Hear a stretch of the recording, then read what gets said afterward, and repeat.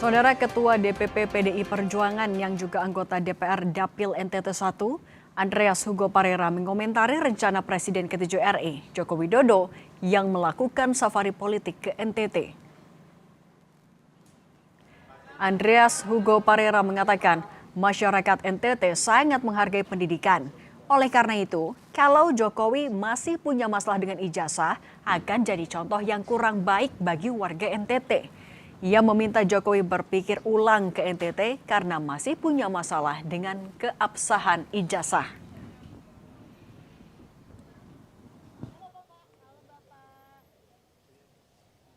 Ya, kalau ada pemimpin, apalagi pemimpin tertinggi di Republik ini dengan persoalan, dengan hal permasalahan yang berkaitan dengan keabsahan ijazah, kemudian datang ke NTT, saya kira itu hal yang kurang menjadi contoh yang baik untuk anak-anak muda, untuk orang tua, untuk kebanyakan masyarakat NTT.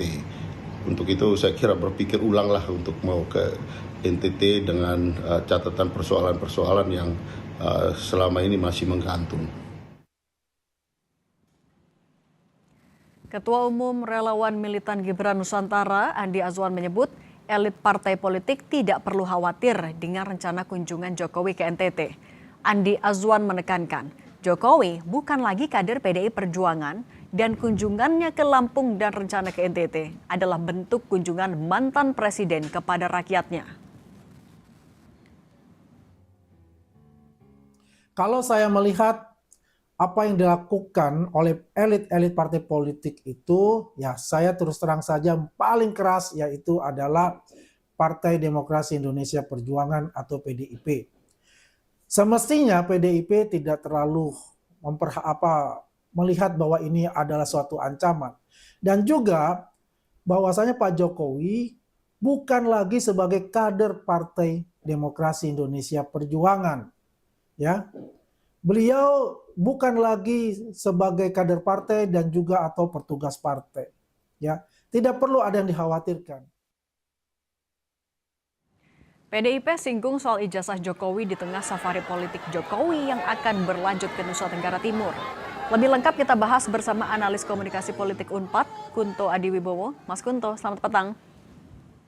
Halo, selamat petang, Mbak. Mas Kunto, sebenarnya kalau Anda bagaimana dari kacamata komunikasi politik membaca sikap PDIP yang kemudian malah nyinggung soal ijazah Jokowi saat Jokowi lagi gencar-gencarnya safari? Ya, kita harus lihat ini dalam konteks yang lebih panjang ya Mbak ya. Yang pertama memang ada perseteruan antara Jokowi dan PDIP terutama di 2024 yang ada sesumbar bahwa akan dari PSI bahwa akan mengubah kandang banteng menjadi kandang gajah gitu. Ini yang kemudian semakin mengemuka setelah awal tahun ketika Pak Jokowi juga pidato di event di PSI yang mengatakan bahwa saya akan terus berjuang dan selanjutnya. Nah, dari sini kan ada semacam upaya serangan terhadap PDI Perjuangan. Memang sebagai partai yang kecil dari PSI ini mungkin salah satu strateginya menempatkan atau menantang yang lebih besar sehingga ada drama tentang David versus Goliat, bahwa yang kecil melawan yang besar, maka yang kecil ini akan selalu diuntungkan gitu dari persepsi publik. Nah, ini tampaknya kemudian PSI terus mentaunting PDIP atau kemudian melakukan sindiran-sindiran terhadap PDIP yang kemudian juga dari PDIP sendiri sebenarnya kan dalam strategi komunikasi politik gini ada 3 ya Mbak ya, yang paling mendasar. Yang pertama acclaim atau meninggikan diri sendiri, mempromosikan diri sendiri. Yang kedua attack, menyerang lawan. Dan yang ketiga defense atau bertahan.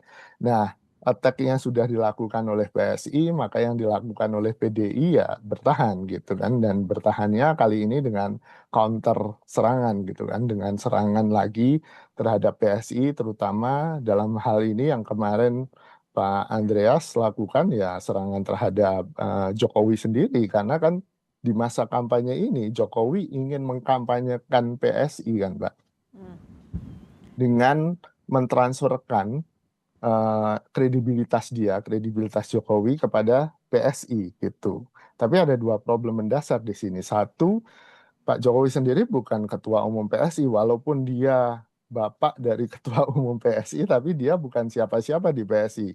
Nah, kalau nggak salah, ketua Dewan Pembina pun belum dilantik kan, Mbak, kalau nggak salah. Ataupun kalaupun sudah dilantik, saya nggak tahu dan nggak disebarkan ke media massa. Ini ada problem asosiasi. Oke, orang percaya ke Jokowi, tapi kemudian Jokowi itu siapa di PSI, ya kan? Selain bapaknya Kaisang, ketua umum PSI.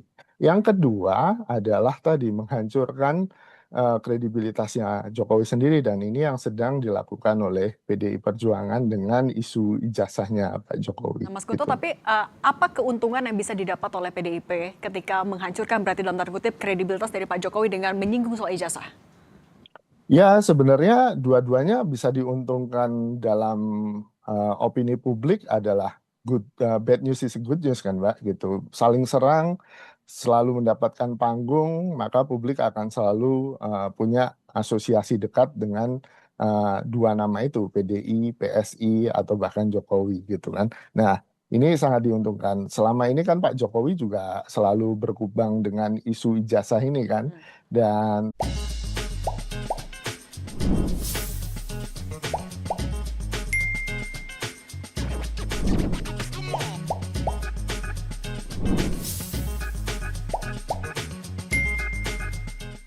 publiknya gitu. Nah, kalau tetap dapat exposure tapi ada juga yang negatif, sebenarnya seberapa jauh isu soal ijazah ini akan mempengaruhi kredibilitas Jokowi ketika akan mentransfer itu ke PSI? Satu, Mbak, yang jelas kali ini kan publik memang sudah terpecah. Ada publik yang memang benar-benar anti terhadap Pak Jokowi gara-gara isu ijazah. Ada publik yang tidak peduli dengan soal ijazah. Ada yang publik yang memang sudah pro terhadap Pak Jokowi, ada ataupun tidak ada isu ijazah, kan gitu. Jadi dari tiga ini tentu Pak Jokowi ingin menyasar yang ketiga, yang terakhir, gitu kan. Siapapun yang pro dia akan diajak ke PSI gitu. Paling tidak itu akan menambah pundi-pundi suara PSI nanti, atau paling tidak itu jadi modal untuk kemudian menurut alasan kader PSI atau ketua DPP PSI kan ini untuk verifikasi faktual dulu 2027 kan gitu, walaupun PSI sudah lolos verifikasi faktual 2 kali kalau nggak salah gitu. Mas Kunto, tapi apakah ini juga akan menjadi bumerang bagi PDIP soal ijazah Jokowi? Mengingat PDIP kan juga jadi partai pengusungnya Pak Jokowi ketika berkali-kali dari kepala daerah sampai presiden. Ya, ada resiko itu, Mbak, ada resiko backlash, tapi kan hari ini posisinya secara politik sudah berhadapan-hadapan dan itu diambil resiko itu oleh PDI Perjuangan. Tentu kita tunggu aja. Saya yakin PDI Perjuangan juga punya banyak amunisi untuk Pak Jokowi kan yang disiapkan untuk melawan atau menyerang balik Pak Jokowi ketika taunting dari PSI itu tetap atau terus dilakukan. Kalau saya sendiri sih lebih prefer PDIP menanggapinya dengan lebih santai dan tidak terlalu meladeni setting dari PSI untuk urusan David dan Goliath ini, Mbak, gitu. Karena apapun kemenangan yang diraih oleh PDI, opini publik akan selalu positif ke yang kecil daripada yang besar gitu. Kalau isu ijazah Pak Jokowi ini sebenarnya akan menjadi beban tersendiri kah untuk pemilu 2029, baik itu mungkin untuk Gibran ataupun untuk PSI? Tentu, Mbak, karena ini kan jadi komoditas politik ya, baik untuk lawan-lawannya Pak Jokowi maupun lawan-lawannya Mas Gibran. Ini tentu akan dikapitalisasi apapun bentuknya dan terus dipelihara sampai nanti. Di lain sisi, Pak Jokowi pun akan terus mendapatkan exposure dan susah untuk dilupakan dari publik gitu kan. Nah, ini yang jadi permasalahan sekarang dengan safari politiknya Pak Jokowi kan. Pak Jokowi menempatkan dirinya sebagai mantan presiden yang kembali belusukan mengunjungi rakyatnya gitu kan. Tapi kan di satu sisi dia jelas-jelas menggunakan baju PSI sebagai juru kampanye dari partai politik yang sebenarnya dia nggak punya jabatan apapun di dalamnya, dan menurut saya itu yang perlu diperjelas gitu, Mbak.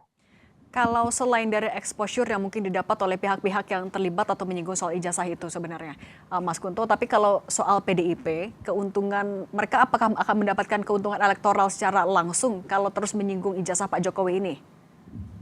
Tentu tidak, Mbak, gitu. Tentu tidak. Itu kan cara untuk bertahan dan ada banyak strategi bertahan yang lain kan selain dengan counter attack.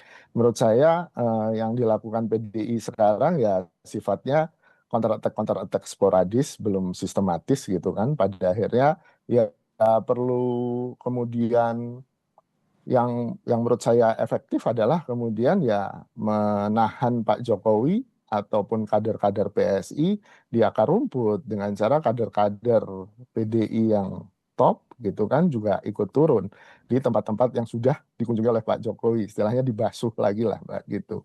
Nah ini mungkin bisa jadi alternatif, tapi kan PDI mungkin punya timeline sendiri dan sudah punya jadwal sendiri terhadap kerangka kerja kampanye mereka menjelang 2029 dan tentu saja mereka akan melihat apakah ini memang berbahaya, membahayakan kandang banteng atau tidak apa yang dilakukan Pak Jokowi. Kalau ternyata enggak dari hasil survei ya mungkin PDI hanya akan menimpali